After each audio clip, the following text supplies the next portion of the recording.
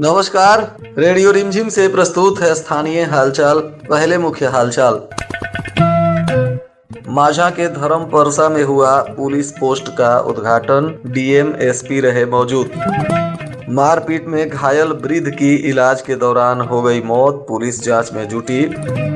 Thawe root पर भी कई ट्रेनें हुई निरस्त और कई के रूट में हुआ डाइवर्सन। संदिग्ध परिस्थिति में युवक की मौत, लोगों ने सड़क जाम कर किया विरोध प्रदर्शन। राम भक्तों ने निकाला भव्य शोभा यात्रा। स्थानीय हालचाल के इस अंक के साथ मैं अनिकेत मिश्र। अब हालचाल विस्तार से। माझा थाना क्षेत्र के धर्म परसा बाजार के पुरानी कचहरी में बने चेक पोस्ट का उद्घाटन पुलिस अधीक्षक स्वर्ण प्रभात और जिलाधिकारी डॉक्टर नवल किशोर चौधरी के हाथों किया गया। इस दौरान जिलाधिकारी ने कहा कि धर्म परसा बाजार सीवान जिला का सीमावर्ती क्षेत्र होने के कारण यह इलाका आपराधिक हॉट पॉइंट बना हुआ था। यहाँ पर चेक पोस्ट खोलने से अपराध पर विराम लगेगा। पूर्व में भी यहाँ पर अपराधियों ने गोली चलाया था। लोगों की मांग पर जिला पदाधिकारी के सहयोग से धर्म परसा में टीओपी खोला गया है। उद्घाटन के मौके पर सदर इंस्पेक्टर हीरालाल पासवान तथा थानाध्यक्ष संग्राम सिंह और प्रभारी अर्चिता भारती तथा दरोगा मुकेश कुमार सहित कई पदाधिकारी मौजूद रहे। कटिया थाना क्षेत्र के भगवानपुर गांव में मंगलवार के दोपहर हुए मारपीट में घायल एक वृद्ध की इलाज के दौरान गुरुवार को मौत हो गई। बताया जा रहा है कि मृतक भगवानपुर गांव निवासी 65 वर्षीय बिजली तुरहा थे। इस मामले में गंभीरता से लेते हुए पुलिस ने हत्याकांड में शामिल 2 लोगों को गिरफ्तार भी कर लिया है और शव को कब्जे में लेकर पोस्टमार्टम कराने के बाद इस घटना में आगे की कानूनी कार्रवाई कर रही है। बताया जा रहा है कि 7 दिसंबर को भगवानपुर गांव में रामनाथ तुरहा और मुखलाल तुरहा के बीच भूमि विवाद हुआ था, जिसमें मारपीट हो गई थी और इसी में रामनाथ तुरहा ने मारपीट की प्राथमिकी दर्ज कराते हुए अपने ही पटीदार बिजली तुरहा, मुखलाल तुरहा, अक्षय लाल तुरहा सहित 16 लोगों को आरोपी बनाया था। दूसरे पक्ष से मुखलाल तुरहा ने नरेश शाह, गुगली शाह, लक्ष्मण शाह, रेणु शाह सहित 13 लोगों पर नामजद प्राथमिकी दर्ज कराई थी। पुलिस ने इस मामले में एक पक्ष से रामनाथ शाह को गिरफ्तार कर जेल भी भेज दिया था और अन्य अभियुक्तों की गिरफ्तारी के लिए छापेमारी कर रही थी। इसी बीच मंगलवार को फिर से एक बार दोनों पक्षों में जमकर मारपीट हो गई और इसमें घायल बिजली तुरहा का अब मौत हो गया है। पुलिस अब इस मामले में कड़ी कार्रवाई करने में जुट गई है। रेल प्रशासन के द्वारा छपरा जंक्शन पर यार्ड रिमॉडलिंग का काम चल रहा है, जिसको लेकर थामे रूट पर भी कई ट्रेनें निरस्त की गई हैं, तो कुछ गाड़ियों के रूट को डाइवर्ट किया गया है। वहीं सिवान रूट पर भी कई ट्रेनें निरस्त हैं और कुछ ट्रेनों का रूट डाइवर्सन किया गया है। इसलिए छपरा थामे रूट पर अगर ट्रेन से सफर करना है तो इसके पहले ट्रेनों की स्थिति अवश्य जान लें। बताया जा रहा है कि सोनपुर से 9 तारीख से लेकर 15 जनवरी तक चलने वाली सोनपुर पंचदेवरी अनारक्षित विशेष गाड़ी निरस्त हो गई है और पंचदेवरी से सोनपुर जाने वाली यह ट्रेन दोनों तरफ से निरस्त कर दी गई है। वहीं छपरा कचहरी से 9 से 15 जनवरी तक चलने वाली छपरा कचहरी थामे अनारक्षित विशेष गाड़ी भी निरस्त की गई है। थामे से भी 9 तारीख से 17 जनवरी तक थामे छपरा कचहरी अनारक्षित विशेष गाड़ी भी निरस्त है। वहीं थामे एवं मसरक से चलने वाली ट्रेन भी 9 तारीख से 16 जनवरी तक निरस्त की गई है। वहीं गाड़ी संख्या 05163 और 05164 भी जो छपरा से थामे चलती है, यह गाड़ी भी निरस्त है। ये सभी गाड़ियां 16 जनवरी तक निरस्त की गई हैं। वहीं सिवान से 10 से लेकर 16 जनवरी 2024 तक चलने वाली 05153 सिवान नकहा जंगल अनारक्षित विशेष गाड़ी भी निरस्त कर दी गई है। वहीं टाटा नगर से थावे चलने वाली एक्सप्रेस गाड़ी 8, 9, 11 और 12 जनवरी को, जिसका ट्रेन नंबर 08181 है, इसका रूट डाइवर्ट किया गया है। यह गाड़ी छपरा सिवान थावे के स्थान पर परिवर्तित मार्ग छपरा ग्रामीण खैरा मसरक गोपालगंज के रास्ते थावे तक चलाई जा रही है।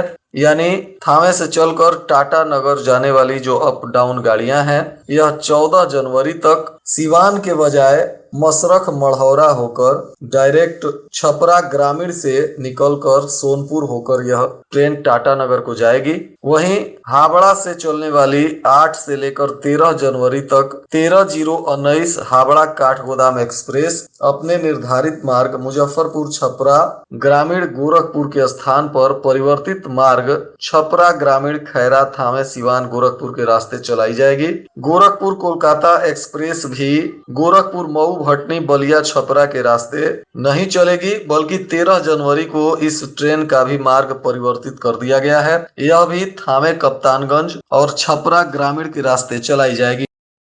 डिब्रूगढ़ से 12 जनवरी को चलने वाली 15903 डिब्रूगढ़ चंडीगढ़ एक्सप्रेस भी मुजफ्फरपुर छपरा गोरखपुर के स्थान पर छपरा ग्रामीण से थावे कप्तानगंज गोरखपुर के रास्ते चलाई जाएगी। दरभंगा से चलने वाली दरभंगा नई दिल्ली एक्सप्रेस, जिसका ट्रेन नंबर 12565 है, यह ट्रेन भी अपने निर्धारित मार्ग मुजफ्फरपुर छपरा के रास्ते अब मुजफ्फरपुर से चलेगी तो छपरा ग्रामीण से ही कट जाएगी और खैरा थावे कप्तानगंज के रास्ते गोरखपुर तक जाएगी। सहरसा से चलने वाली सहरसा नई दिल्ली एक्सप्रेस का भी मार्ग परिवर्तित किया गया है। यह गाड़ी भी छपरा ग्रामीण से ही कट जाएगी और थावे सिवान होकर गोरखपुर के रास्ते चलेगी। आनंद विहार टर्मिनल से चलने वाली आनंद विहार टर्मिनल कामाख्या एक्सप्रेस भी गोरखपुर सिवान छपरा के स्थान पर गोरखपुर कप्तानगंज थावे खैरा छपरा ग्रामीण के रास्ते चलेगी।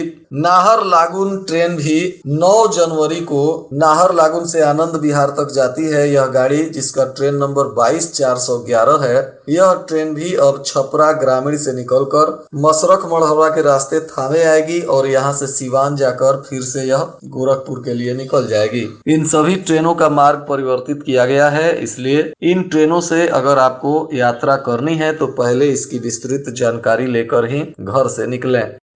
कटिया थाना क्षेत्र के रेपुरा गांव के एक युवक की संदिग्ध स्थिति में मौत की घटना सामने आई, जिसके बाद लोगों ने शव को सड़क पर रखकर विरोध प्रदर्शन किया। बताया जा रहा है कि मृतक रेपुरा गांव के स्वर्गीय पलटन गुप्ता का 26 वर्षीय पुत्र दीपेंद्र कुमार गुप्ता है। परिजनों का कहना है कि कल दिन में इसका कोई दोस्त फोन करके इसको कहीं घूमने के लिए लेकर गया था और अचानक 5-6 लोग शाम को 8:30 बजे के आसपास स्कॉर्पियो से आए और घायल अवस्था में इसके दरवाजे पर इसको छोड़कर चले गए। परिजनों ने इसे अस्पताल पहुंचाया, जहां डॉक्टरों ने इसे मृत घोषित कर दिया। घटना के बाद परिजनों में चीख पुकार मचा हुआ है। परिजनों ने दोस्तों पर हत्या का आरोप लगाया है। वहीं पुलिस ने इस मामले में अनुसंधान शुरू किया तो पता चला कि कुछ लोगों ने इसके उत्तर प्रदेश में सड़क दुर्घटना में घायल होने की बात बताई, जिसके बाद पुलिस ने घटना स्थल पर भी पता किया तो वहां से इसकी मोटरसाइकिल मिली है।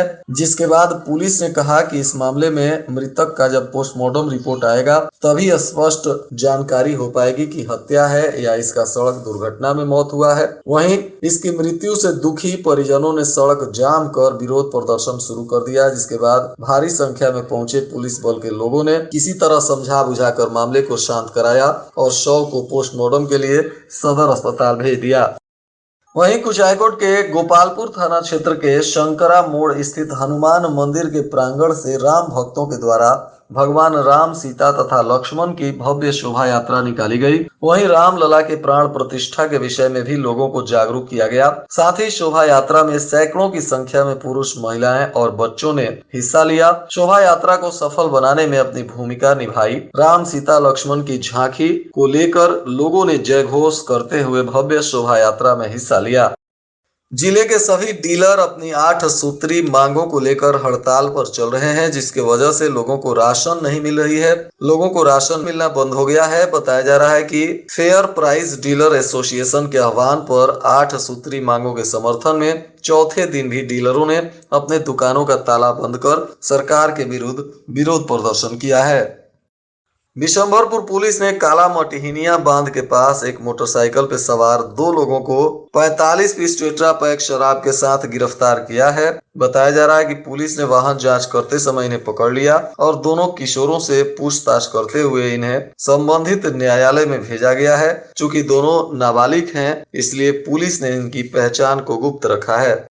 कुचायकोट पुलिस ने NH-27 पर भटवा मोड़ के पास एक कार से 48 लीटर शराब जब्त की है। इस दौरान पुलिस ने तस्कर को भी गिरफ्तार किया है, जिसमें गिरफ्तार आरोपी नगर थाना क्षेत्र के खजूरिया गांव का खुर्शीद आलम और नगर थाना क्षेत्र के ही मानिकपुर गांव का अभिषेक कुमार है, जिसे पुलिस ने उत्पाद अधिनियम के तहत न्यायिक हिरासत में भेज दिया है।